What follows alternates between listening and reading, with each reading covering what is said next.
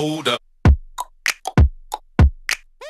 Hey guys, it is Tristan with NewsStand, and we finally got the release of DC Comics January 2022 Solicitations. So we are going to take a look at that. These are usually long videos, so there won't be a whole lot of editing.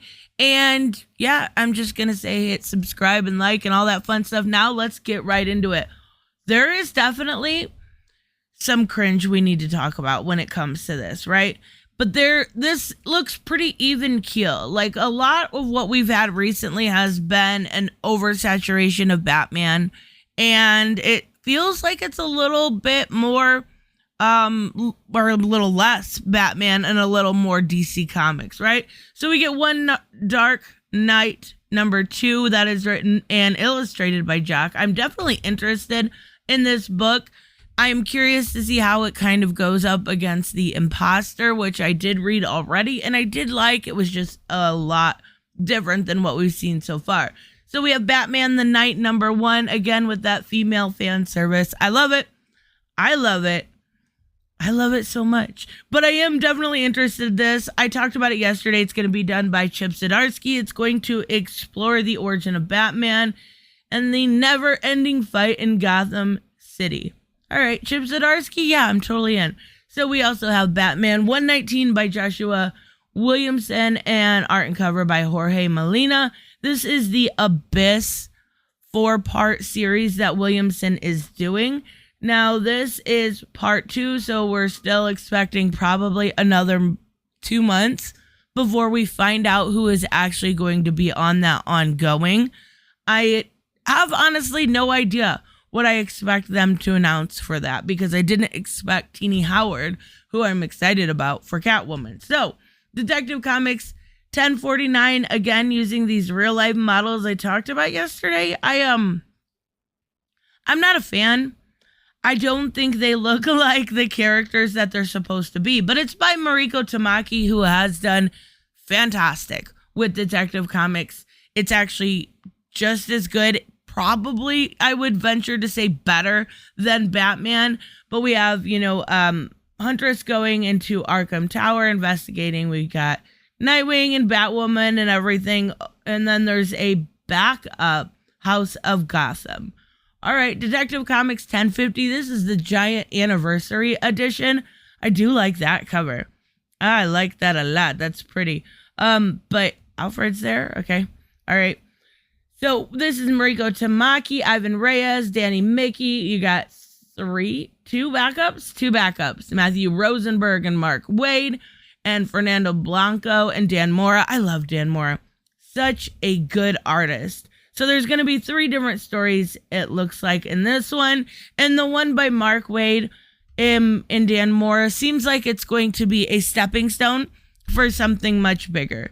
I'm assuming since Jean-Louis Yang's actual amazing Batman Superman story was canceled, that is where we're going to see Mark Waid actually land. Now, this one's kind of sad. This got resolicited for January because the death of John Paul Leon.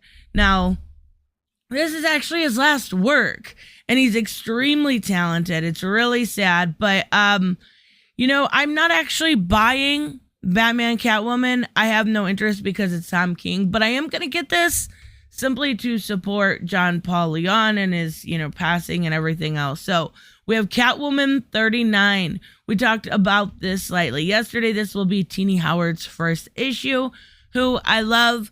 Her hack and slash. I haven't read her other stuff, but I do know that she is one of the, top tier writers that are selling right now. So, art by Nico Leon, Meow. We read over that yesterday, but it does seem like we're going to get our sexy Catwoman back.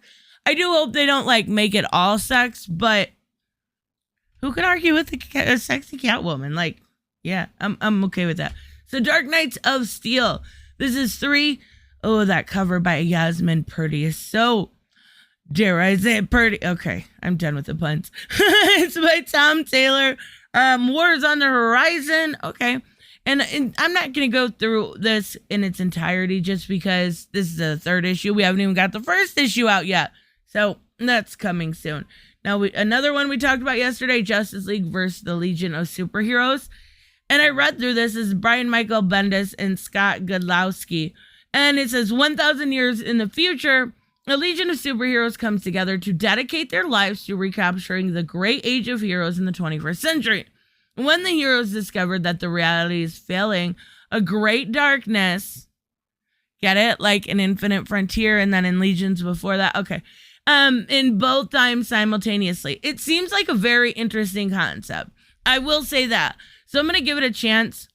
Bendis loses me quick sometimes, but he hasn't on Justice League.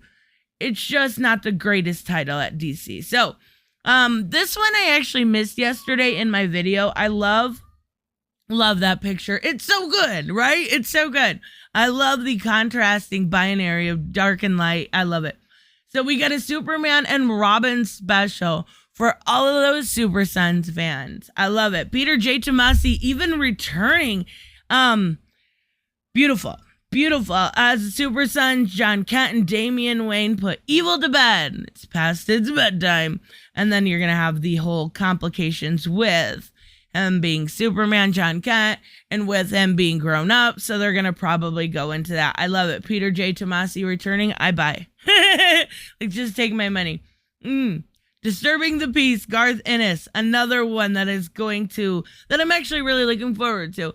I think, Garth Ennis is definitely an interesting character, and more than that, he writes interesting characters, right? Like, look at that cover. Is that?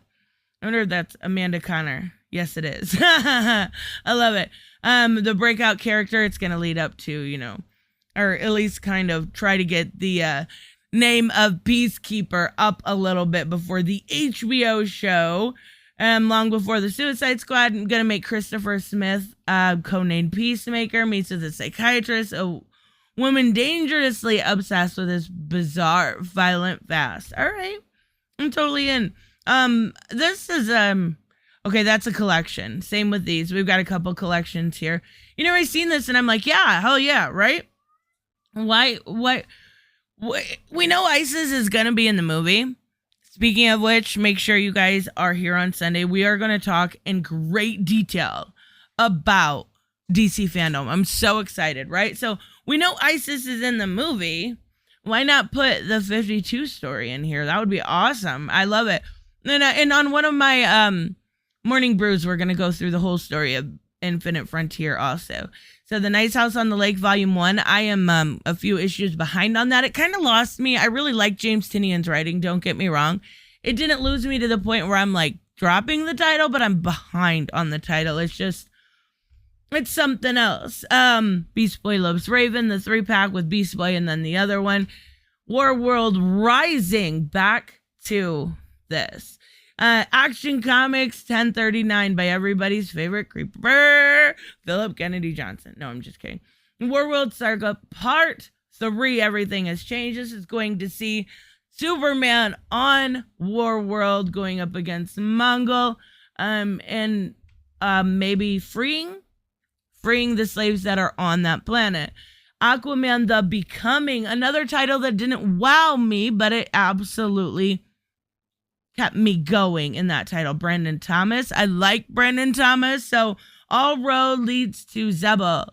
Jackson Hyde made some daring escapes in his time on the run. There's no avoiding the reunions of the underwater motherland, and it's what's in store for him. Is Zebel where he really belongs? I don't know. Guess we'll have to find out. Deep Target. I believe there's a really cool cover. Look at this. Just look at this.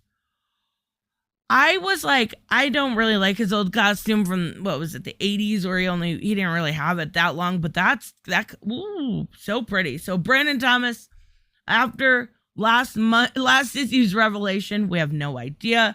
Aquaman and Green Arrow must double their efforts to escape and thwart Scorpio's plot to rewrite time to their own agenda. Okay, all right.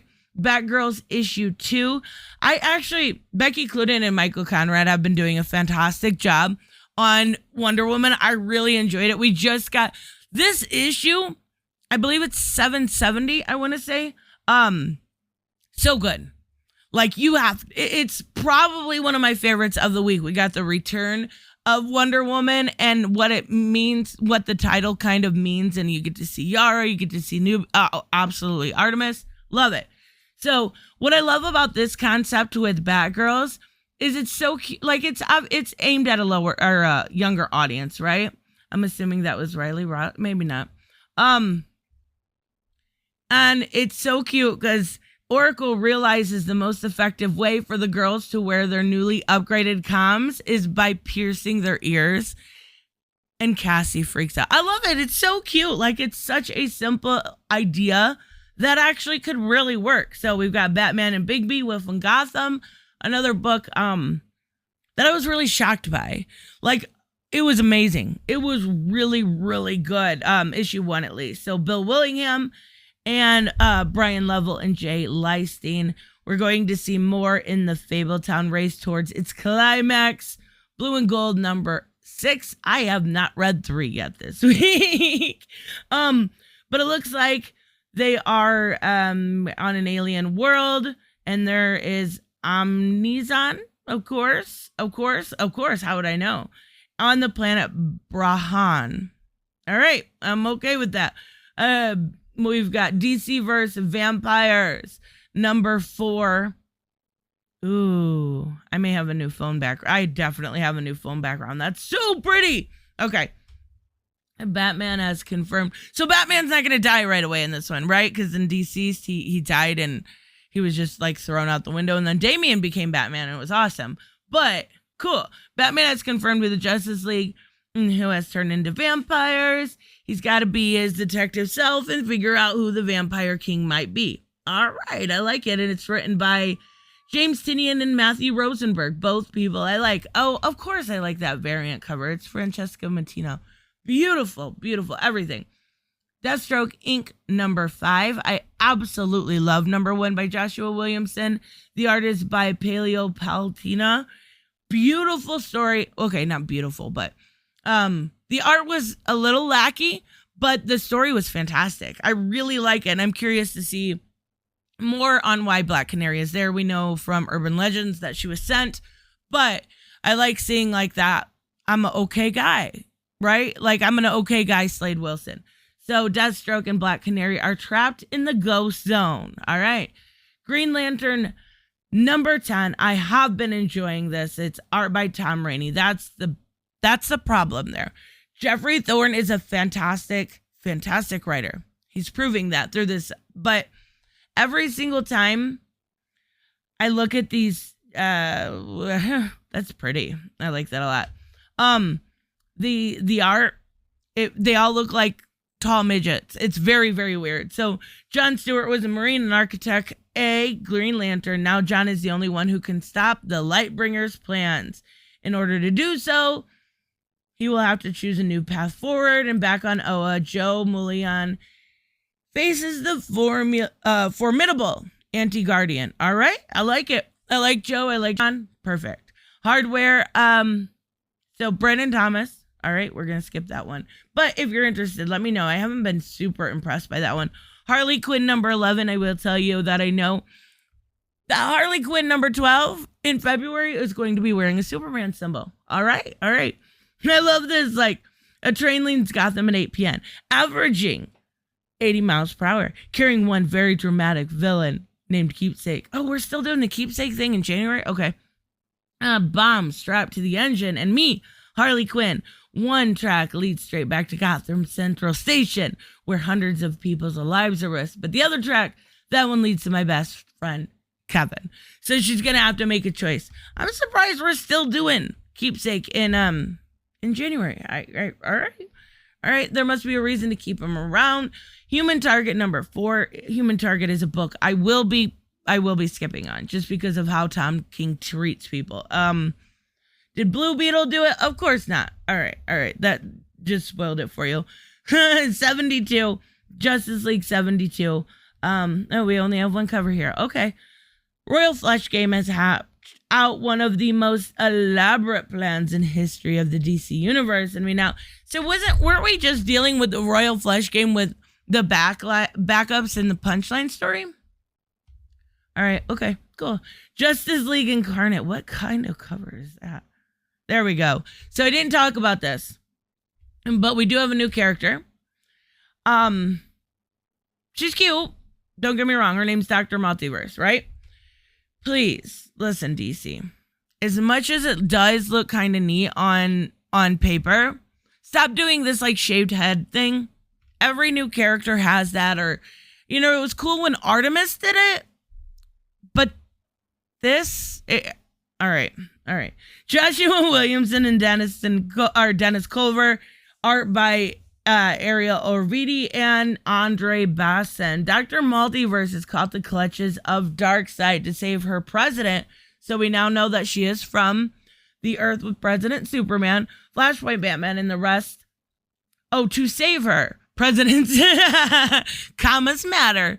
President Superman, Flashpoint Batman, and the rest of the Justice League Incarnate team up with Earth 41, Hero Spore, and Nimrod Squad. Meanwhile, a villain from Multiversity.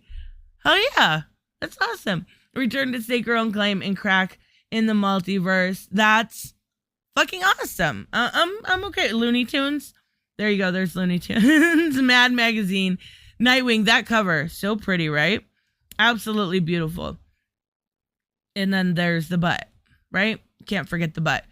Okay. We've got Tom Taylor and Bruno Redondo. I absolutely love his art. He's an amazing artist. The blue stripes are black. Nightwing gets an updated suit.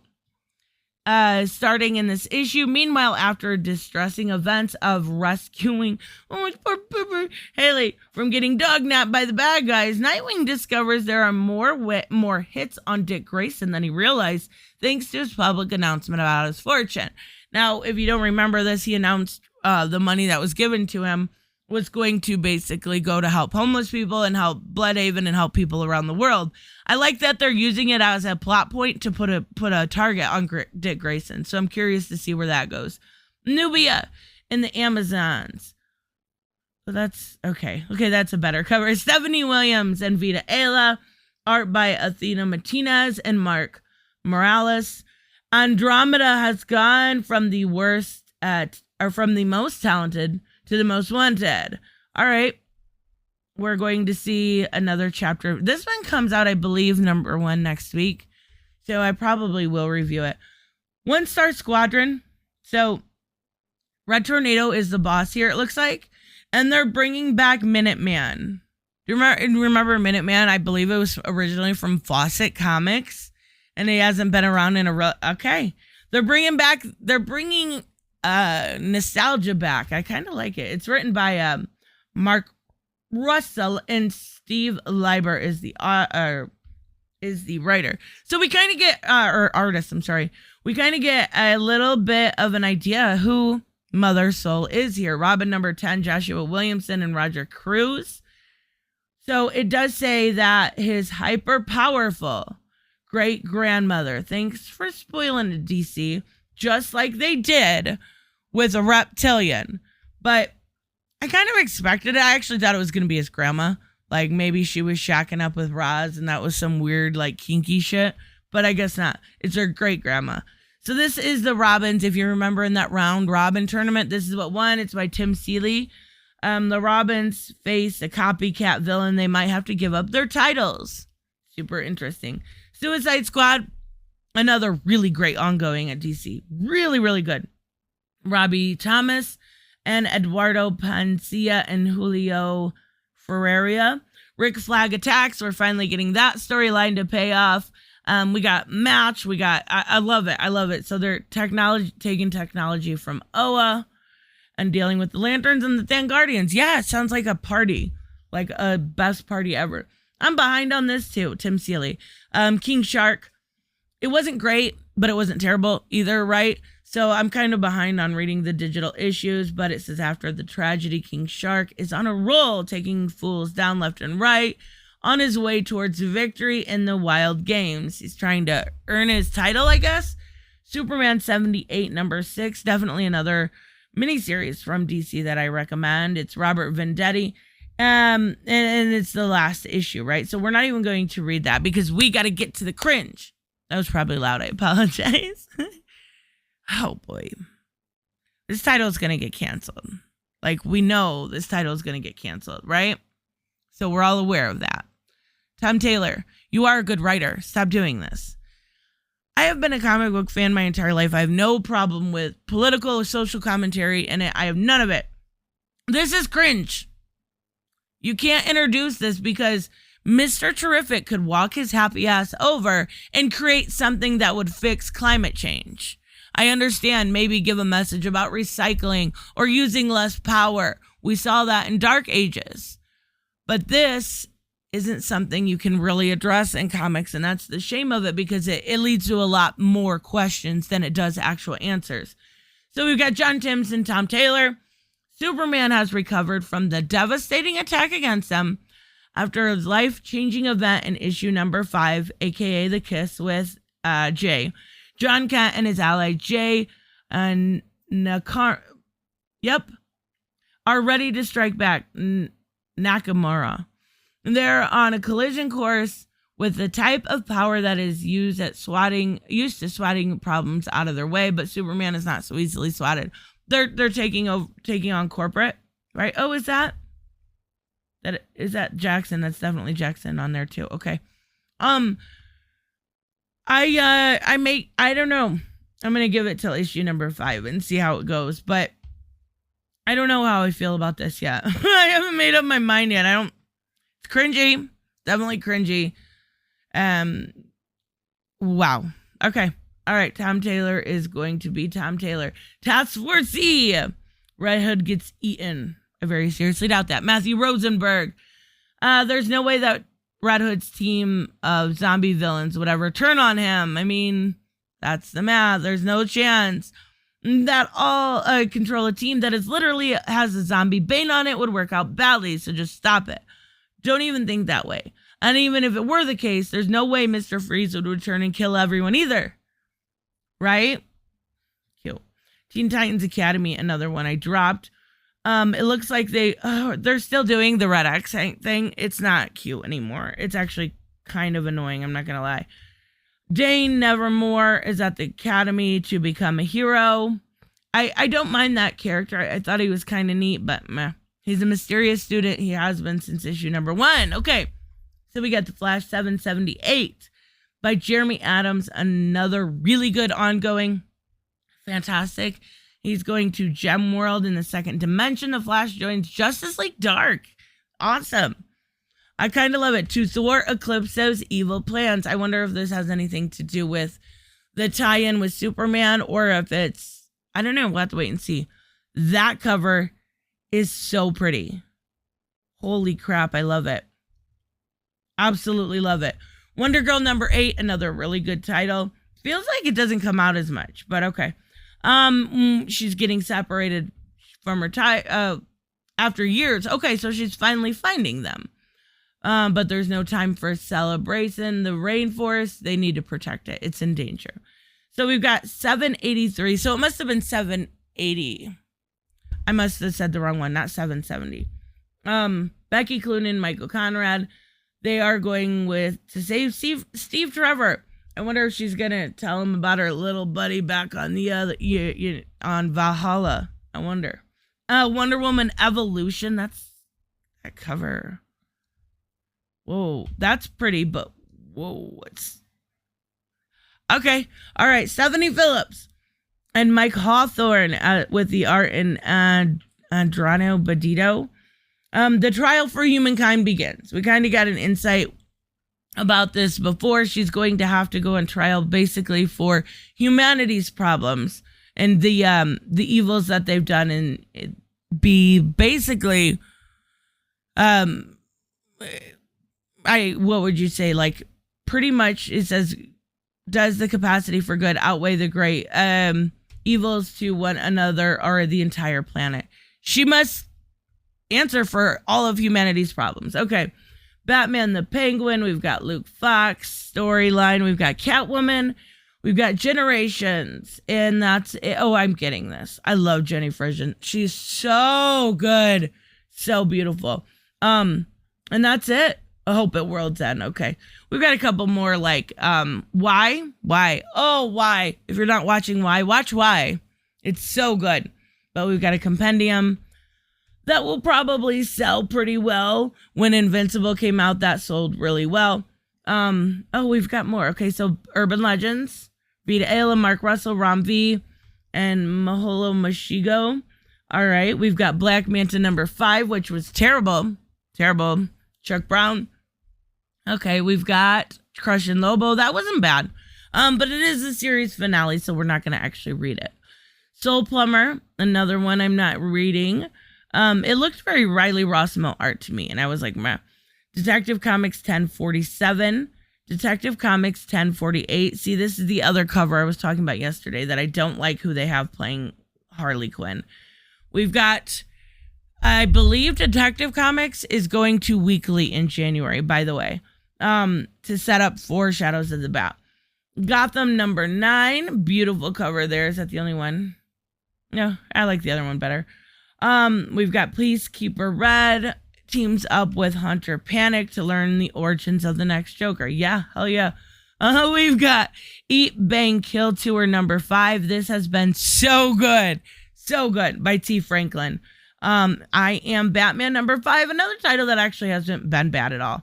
It's not the best there, pretty, but it is really good. It's John Ridley. Batman fights for his life against the new breed of peacekeepers. So the peacekeeper storyline is clearly going to continue. More magistrate, right? Augmented with his family's own technology. That's because John Ridley made your family ridiculous. The only person who is able to save his life is his dad. Okay. Justice League Infinity by J.M. DeMatteis. Pennyworth 6, another title I'm not reading just because I've never seen the show. Batman and Robin number 3, Jeff Lemire and Dustin Nguyen. Supergirl, Woman of Tomorrow. I actually was enjoying this and I dropped it because of Tom King being just terrible to people. Terrible. Batman and Scooby-Doo Mysteries. Joker Puzzle Box, Matthew Rosenberg. Another one I'm reading digitally, but I haven't been enjoying, so I stopped reading it. The Joker number 11 by James Tynion. The Joker is about to learn the harsh reality of don't mess with Texas. As the Sam's, okay, bring him back home on the ranch for dinner. The cannibals are coming back. Okay. We've got the Punchline backup with Harper Row and Punchline. Titans United, another really good comic. I don't know if is it 5 of? I don't know, it doesn't say. Black Zero Strike, Superboy turned on the Titans and the Tamaranian forces. Okay. I really like that. Let's see if there's another. Nope, just that one. Beautiful cover of Hawk and Dove. I love it. So that's all we have. That is a lot, and I apologize. But solicitations are a lot more even keel, it feels like, right? It feels like there's not near as much of the Batman, and there's a lot more of just, back to normal comics, except for that one cringe moment. Oh my God. All right, guys, I will see you in the next one. Let me know what you think. Bye-bye.